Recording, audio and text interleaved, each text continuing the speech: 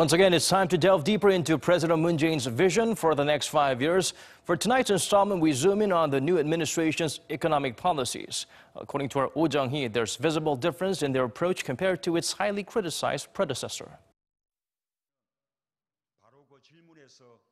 The first task President Moon ordered upon taking office was forming a committee on job creation. And just 2 days after his inauguration, the Finance Ministry officially confirmed that it could execute a supplementary budget to boost growth. On the campaign trail, President Moon called for a new era of economic reform, stressing that his J-nomics will support economic growth with the people at the center. 사람에게 투자해 기업과 국가의 경쟁력을 살리는 사람 중심의 경제 성장 구조로 바꾸겠습니다. J-nomics is an economic growth plan made up of 4 stages. Creating jobs will help the middle class and ordinary citizens earn more so that they spend more. And in turn, this creates a virtuous cycle where the overall economy grows. Big corporations and SMEs will have to cooperate with each other and find strategies for the 4th industrial revolution. Despite difficult economic situations in and out of the country, we will be able to see growth if all stages go smoothly. Expansionary fiscal policies are the key. Under President Moon, the government will double the growth rate of its fiscal spending to 7% starting this year, with further increases to come through 2020. The government will reduce tax benefits for major conglomerates and raise corporate taxes in line with public consensus while proceeding with fiscal reform. Raising taxes for ordinary citizens will only be a last resort. International organizations like the IMF and the OECD have already noted that Korea has enough room to execute fiscal policy measures.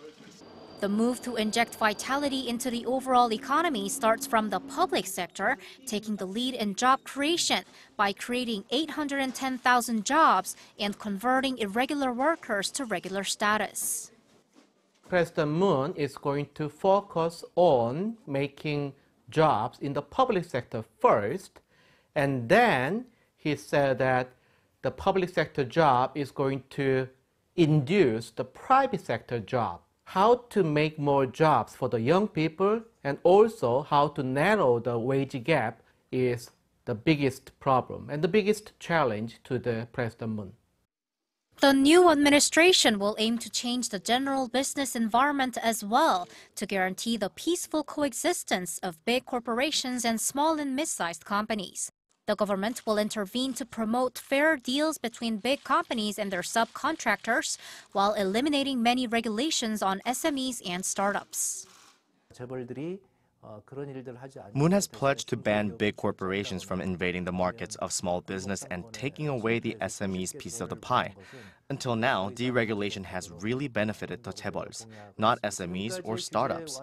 We are going to leave as few regulations as possible for new industries.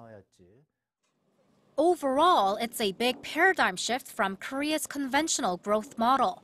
The government's primary focus will be shifted from nurturing the conglomerate's businesses and expanding their influence to directly improving the livelihoods of the general public.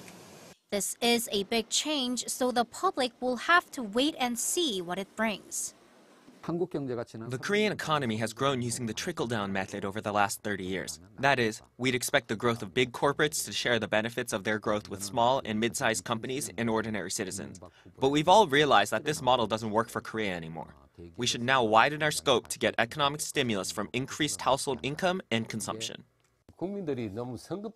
It may be 2 or 3 years from now, the end of Moon Jae-in administration, or even during the next president's term for the impact to be seen. So the people shouldn't expect results to show up immediately, and the government should also do its best not to lose consistency in its policies. Oh Jung-hee, Arirang News.